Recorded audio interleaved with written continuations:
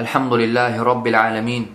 Hamden kesiran tayyiban mübareken fih. Allahümme salli ve sellim ve barik ala abdike ve rasulike Muhammed ve ala alihi ve men istenne bi sünnetihi ila yevmiddin. Əmmə ba'd. Bugün inşallah Allah Subhanahu ve Taala'nın El-Aziz ve El-Cebbar ismi hakkını danışacağım. Deməli,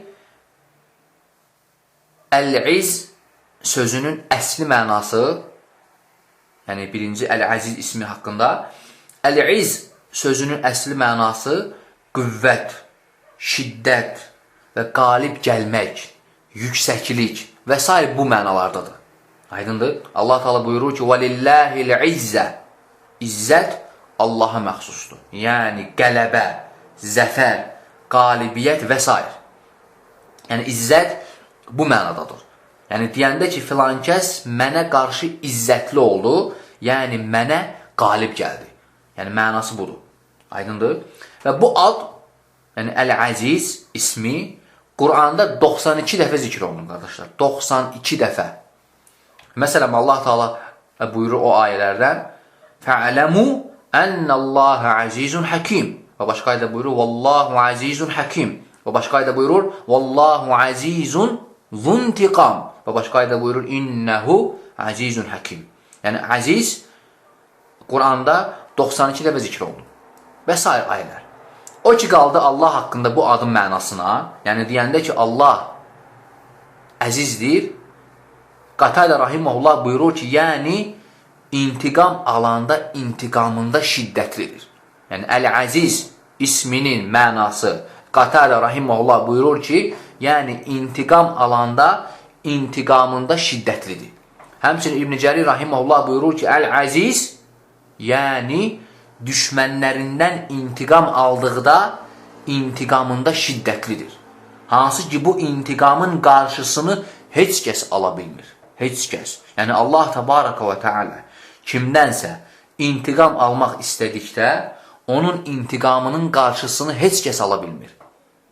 Və həmçinin Qurtubi Rahiməhullah buyurur ki, Əl-Əziz yəni güclüdür və heç kəs ona qalib gələ bilmir. Yəni Əl-Əziz isminin mənası, yəni Allah Teala güclüdür və ona heç kəs qalib gələ bilmir. Həmçinin İbn Kisən Rahiməhullah buyurur ki, Əl-Əziz yəni heç nəyə aciz deyil. Əl-Əziz ismi yəni heç nəyə aciz deyil.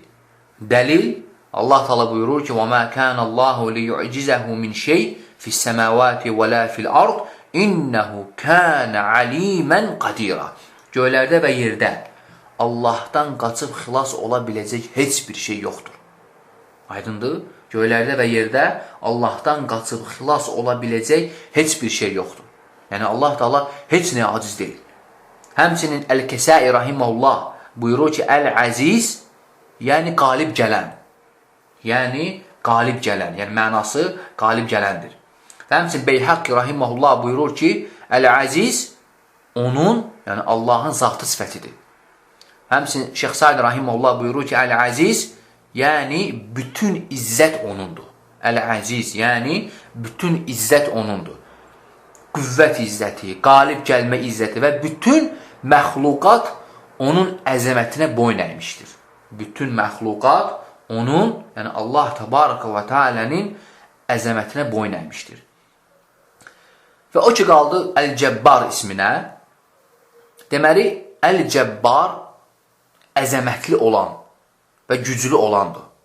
Əl-Cəbbar əzəmətli olan və güclü olan. Allah Təbaraka və Teala buyurur, Qalu ya Musa inne fiyhə qavmən cəbbərin. İnne fiyhə qavmən cəbbərin. Ey Musa, orada həqiqətən də nəhəng, güclü adamlar var. Yəni cəbbər olan adamlar var. Yəni burada cəbbər güclü, nəhəng mənasındadır. Həmçinin deyilir ki, əgər bir insan təkəbbürlənəndə cəbbər olur. Aydındır, bir insan təkəbbürlənəndə cəbbər olur. Allah Subhanahu və Teala buyurur ki, وَلَمْ يَجْعَلْنِي جَبَّارًا شَقِيًّا. Məni deyir, cəbbar və bədbəxt etmədi. Cəbbar və bədbəxt etmədi. Yəni, məni təkəbbürlü və lovğa etmədi. Məni təkəbbürlü və lovğa etmədi. Deməli, Əl-Cəbbar sözünün mənası yəni bu mənalardadır.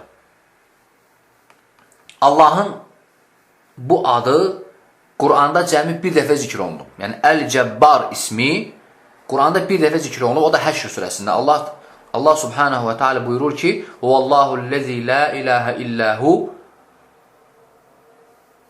Əl-Məlik Əl-Quddus Əs-Səlam Əl-Mu'min Əl-Muheymin Əl-Əzizul Cəbbar. Əl-Cəbbar. Aydındır?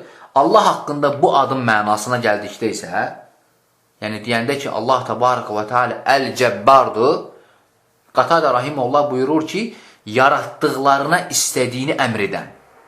Yaratdıqlarına istədiyini əmr edən. Həmçə Xattabi rahimehullah buyurur ki, Əl-Cəbbar, yəni yaratdıqlarına istədiyini əmr edib və istədiyini nəhy edəndir. Yəni yaratdıqlarına istədiyi şeylər əmr və istədiyi şeyləri nəhy edəndir. Aydındır, yəni Əl-Cəbbardır.